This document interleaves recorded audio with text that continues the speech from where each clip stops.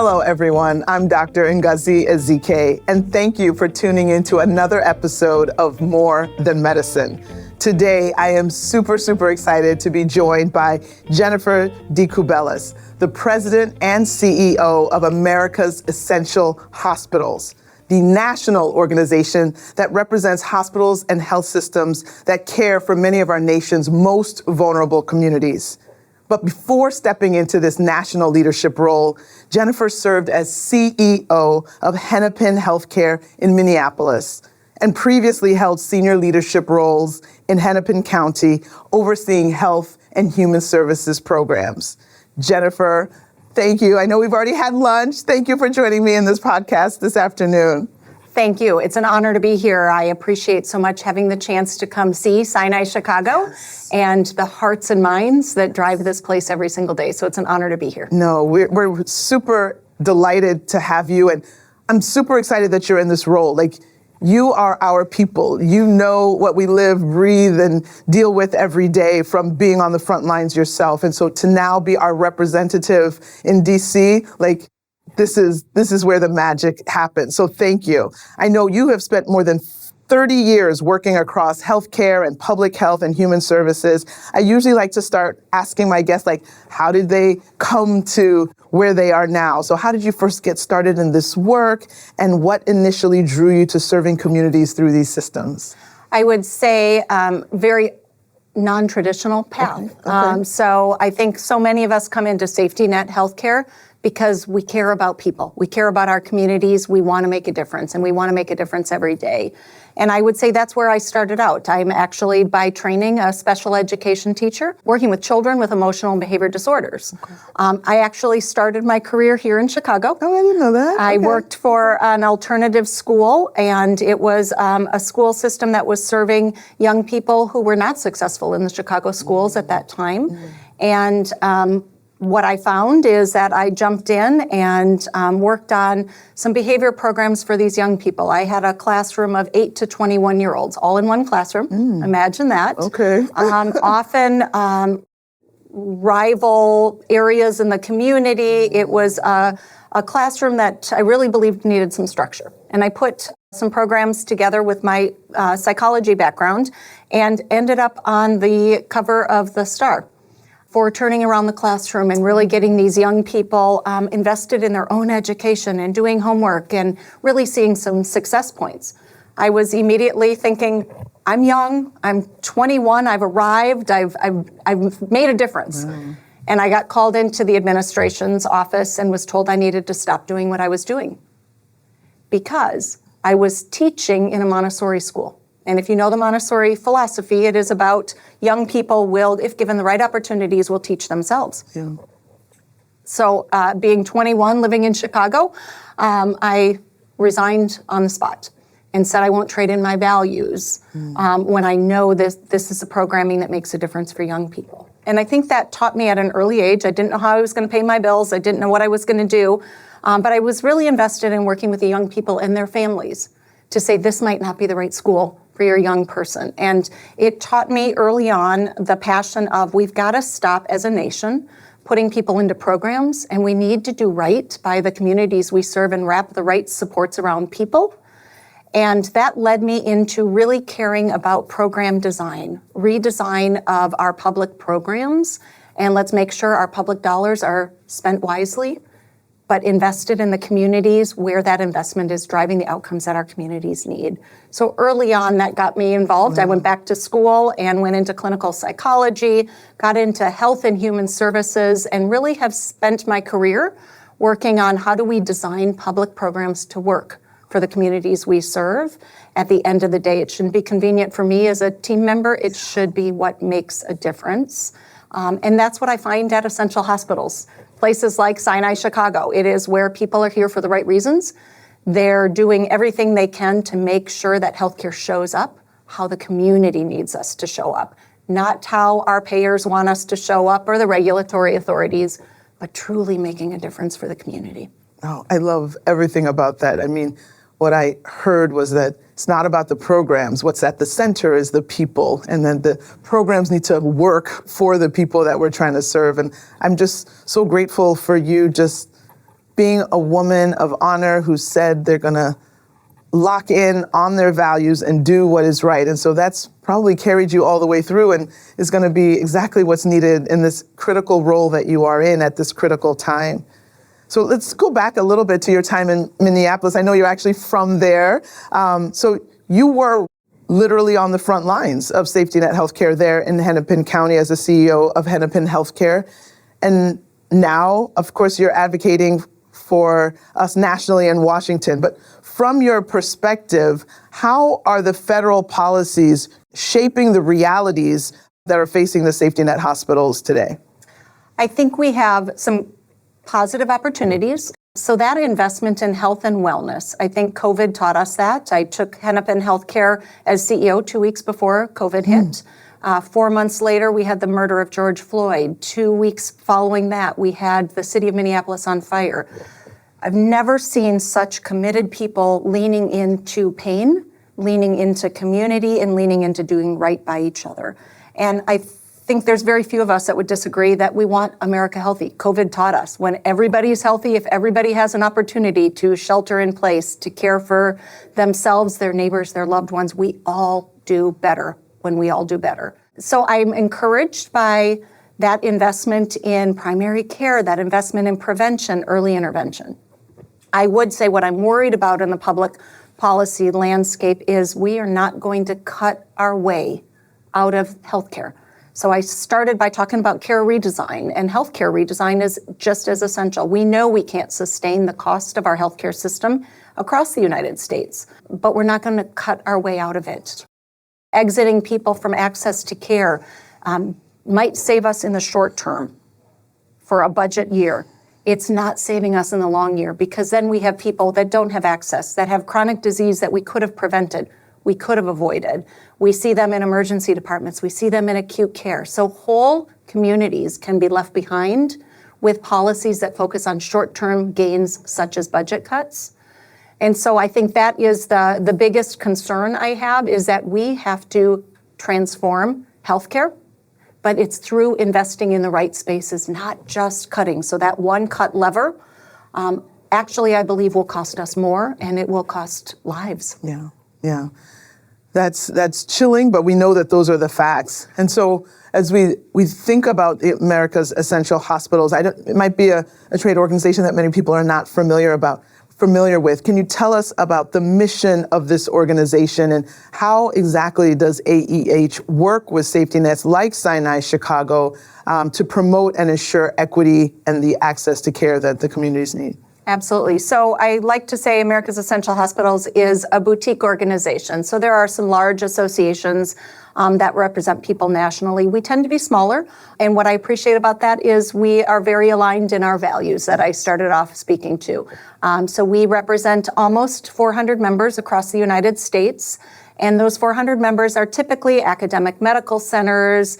They serve a trauma safety net function, and that trauma is whether it is a burn center, whether it is specialty ICU care, a lot of mental health, a lot of addiction. Yes. They are the systems that are very mission focused and committed to serving everyone in their community regardless of ability to pay. I recently spoke about they tend to be our firefighters when you talk about a safety net system, and you eloquently have talked about this in past TED Talks I've watched as well, about that invisible safety net. It is those firefighters who run in when others are dropping care, when they see access in the community. So whether that is dropping of maternal health, pediatric care, mental health, addiction, all of those services that we know create wellness, safety net hospitals are the ones that stand up those systems to make sure they're there when the community needs them most. We call them essential hospitals because that's exactly what they are. Essential. They are essential. They're not just essential for their own business. They're essential for communities who rely on them. They're essential for other healthcare systems who also rely on the services and the mission that they provide. So what we do as an association is we advocate. We help raise up their voices and make sure that that story is told of who they are, who they serve, why they matter. So we do a lot of advocacy. We do a lot of spread of best practices. So how can we learn from each other when we're all trying to figure out how do we invest in our communities with prudent use of public dollars, spend our dollars smart, learn from each other. There's a lot of innovation and best practices that happen as well. And then there's a lot of leadership development. How do we grow the next generation of leaders that come behind you and I? And America's Essential Hospitals really invests in who are those next generation leaders to make sure that the mission of the organizations we serve continues for generations to come.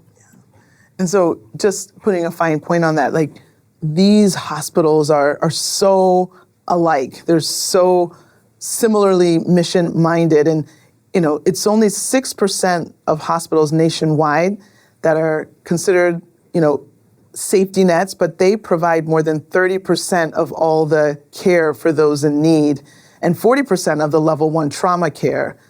So why then, given the critical role, and I like what you said, like we're not just essential to the communities we serve, like my line is that these other hospitals can't do what they're doing if we're not doing what we're doing. And so the intricacy and the interconnectedness is so critical. So if we know that we rely on each other, why do you think there's still like a disconnect in the public understanding about our role and how critical we are?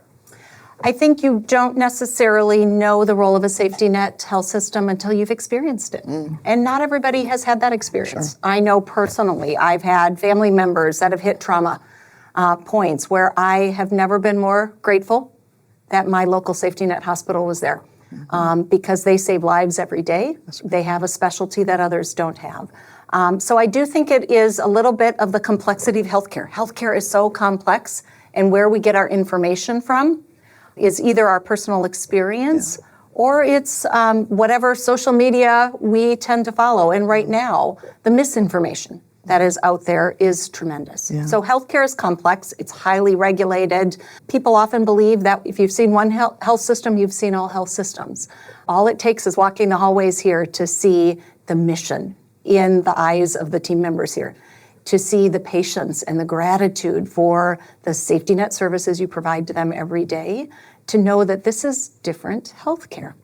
It's an honor to be a part of this. And, you know, I know that healthcare is complex and it's changed in terms of what the expectations are for healthcare systems. I don't know that 60 years ago, it was the healthcare system that was thinking about, oh, transportation. You saw the Sinai vans outside. Like, how do we connect you to food? You know, all those social determinants that we understand now are so wedded to people's health. So as we are having actually greater need in our communities for, you know, these wraparound services, that means that we have to be this anchor and we have to address housing and food in addition to behavioral health. So how do the leaders balance these enlarging, you know, growing expectations with the financial pressures that threaten like our livelihood, our existence on a regular basis? Yeah. So I would highlight the statistic you called out earlier, which is essential hospitals represent 6% of the nation, but 30% of the charity care. We play by the exact same rules as all hospitals. The funding is a little bit lopsided because heavier, about 70% of the patients our members serve are in public programs. And we know for Medicaid, for example, it pays about 60 cents on the dollar, depending on the state, for your expense. So think about any business. If I build buildings for a living, would I build a building if I knew for every dollar I spent, I was going to get paid 60 cents?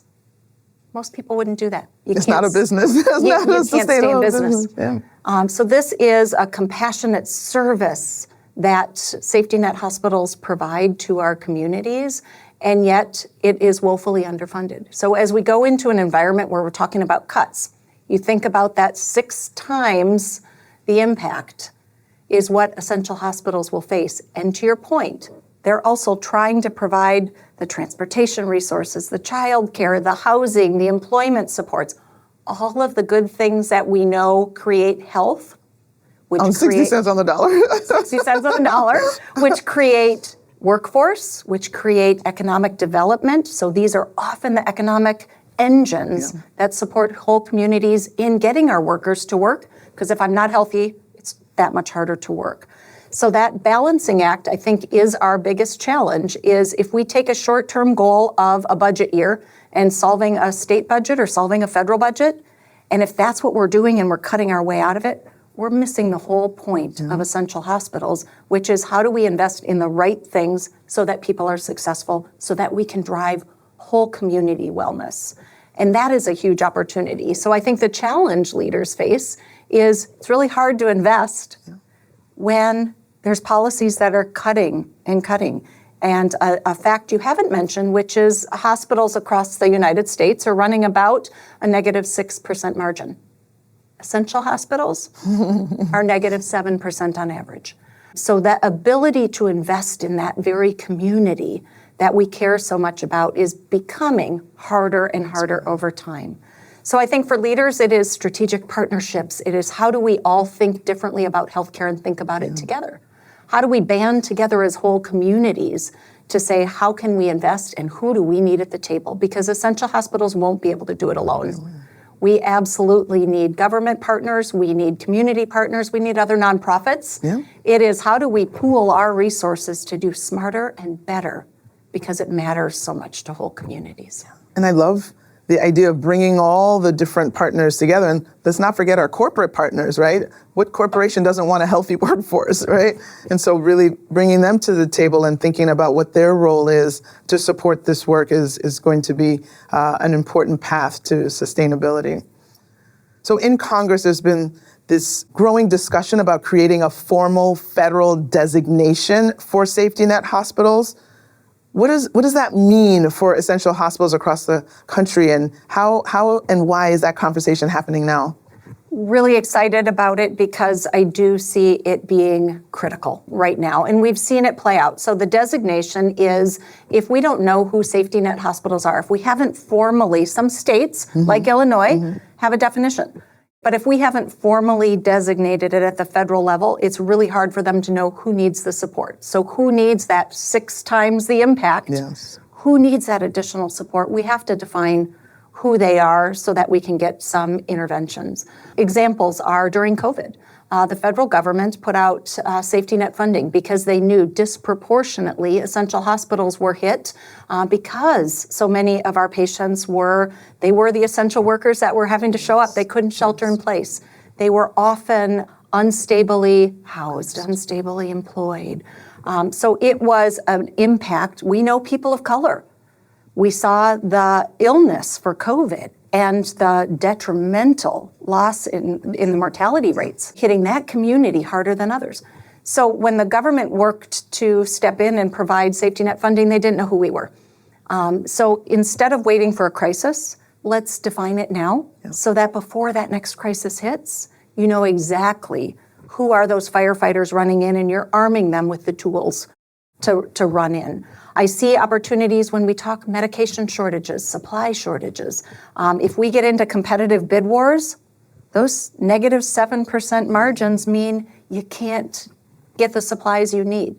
And remember, these are often our high specialty care. It is our burn centers, it is our trauma centers. They are the folks that other systems don't even provide that level of care, so we need to make sure. At Hennepin, I was worried about the saline shortage as a great example. Down the street from me, I had an athletic group that was doing rehydration of athletes. And I was working with our teams to count the bags of saline we had, worried about the next helicopter that landed on my rooftop, that I was a burn victim, that I might not be able to save a life. A designation allows us in those critical moments to say, here's who we need at the front of the line. Here's who we need to make sure. And everybody should care about that because it can be any one of us as a burn patient coming in that didn't know that I'm entering a hospital where that shortage is happening, yet those athletes down the road are doing just fine. So the designation will allow us to make sure we're protecting that critical infrastructure with your public health background. It's like, what is the public health approach? It is to say, let's identify it now so that we can be there when the communities need us most. It seems so basic. You want the fire trucks to know where they're going. But, Absolutely. Like, we heard that there's a fire, but we don't know where to go, right? And be able to hone in, already have us mapped out. These are the ones we've got to tend to. That is such a great strategy. And I know that you will get that over the finish line. You mentioned partnership and collaboration. It's more important than ever, right? Absolutely. And as we think about partnering with our policymakers, with our community organizations, other health systems, how can they actually strengthen the safety net care? And how does AEH help to promote and curate those partnership and collaborative opportunities? Yeah. You're absolutely right. I often talk about healthcare as an ecosystem, that we have reliance on each other. Yeah. And so identifying who those critical partners are, who needs to be at the table. We're working at the state and the federal levels to make sure that we're the problem solvers. So we don't actually want legislators to solve what needs to get solved in healthcare, because we're the experts. Yeah. So we want to use our voices and lean in together. Those strategic partnerships and the work that AEH does is we are looking at how do we align with one voice? How do we make sure we've got an ability to spread some of those best practices? But then where do we see partners that we do need them to lean in differently? Whether it is insurance companies, and let's make sure we all agree bills need to be paid the right way the first time, because if all of us only have to touch those things once, more dollars actually go to patient care, because we're doing it smarter and we're spending our dollars for that patient interaction, not the administration of that. And I think there's some huge opportunities there to get more dollars to that patient interaction, which is where I think everybody in the United States wants our dollars going, and less on that complexity of the administration. The partnerships you've done here around housing are incredible. It is, if there's a community need and we can bring partners together to solve a problem, then let's get creative, roll up our sleeves, get to the table and do that. So what we do is we do a lot of highlighting of where we've seen those partnerships working, spreading it and making sure that people know that we need to identify the problem. But as I tell my kids, identify the problem, be the solution. Yeah. Be the ones that lean in, roll up your sleeves, and get the work that the community needs us to do done. Yeah, no, and then that's so fair.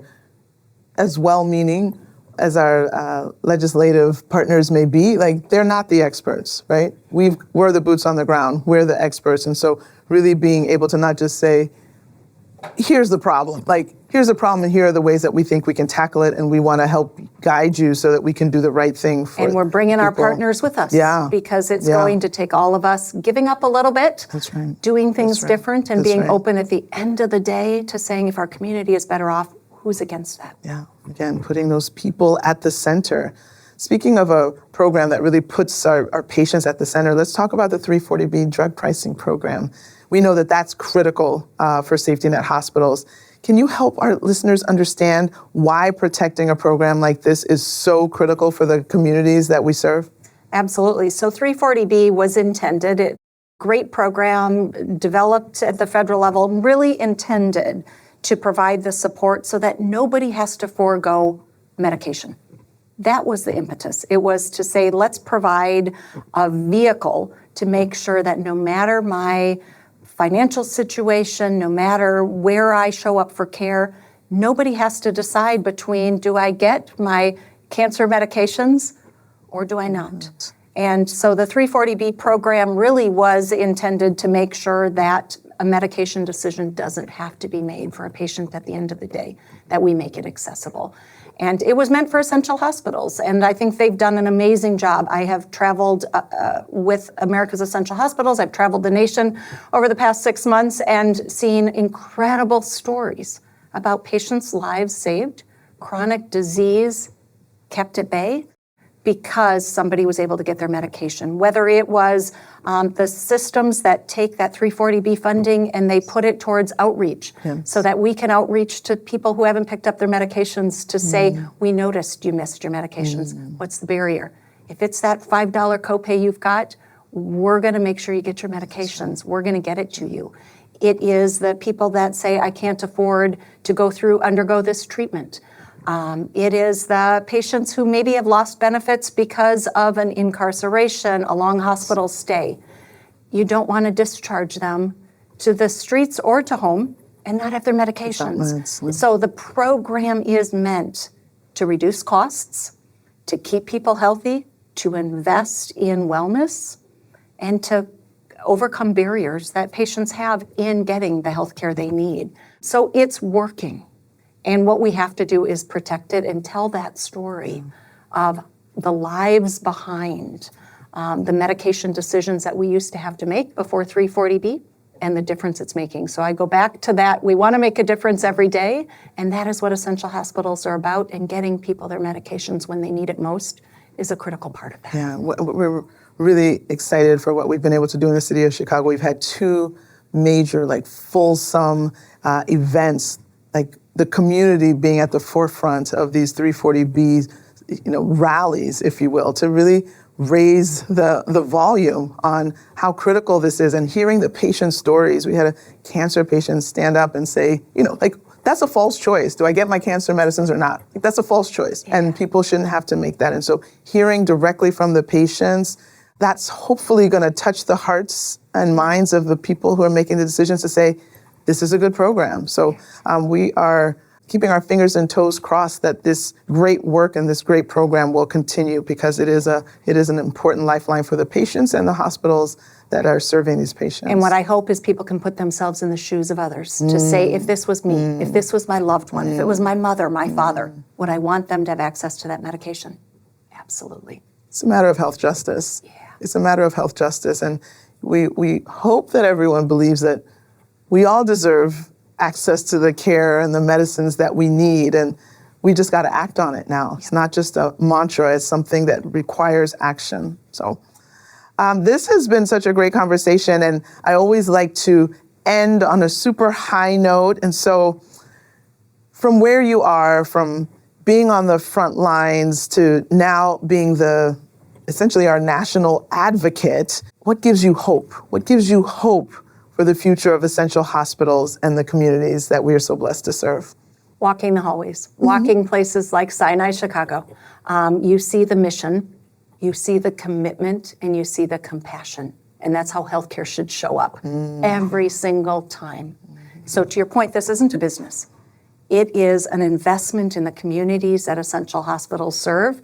And on my hardest days, that's all I have to do is tour one of these facilities to see the people that show up every day to invest in health and wellness in their communities to make a difference, even when it's hard, even when there's threats of cuts and hard times coming. Yeah. They continue to roll up their sleeve and show up because it matters so much to the community. Yeah. No, thank you. Thank you for all that you've done just through your life's work. You are the right leader for this time. And so grateful that you have been in this role already just 6 months, but crisscrossing around and just the perfect advocate for such a time as this. Jennifer, I just want to thank you so much. Thank you for taking on this role. Thank you for joining us today, and just for your extraordinary leadership. Your perspective from all the things that you've done is going to offer an important reminder to everyone of how vital safety net systems are. And there's no better leader to amplify our voices. At Sinai Chicago, we see firsthand the critical role that safety nets play. And we are committed to ensuring access and advancing equity and caring for those who need it the most. So thank you for partnering with us in this work. And we're so grateful for America's essential hospitals. And we are grateful for the protection that you are helping that you're offering to institutions like us. So we can't wait to see some of the things that you're going to get done.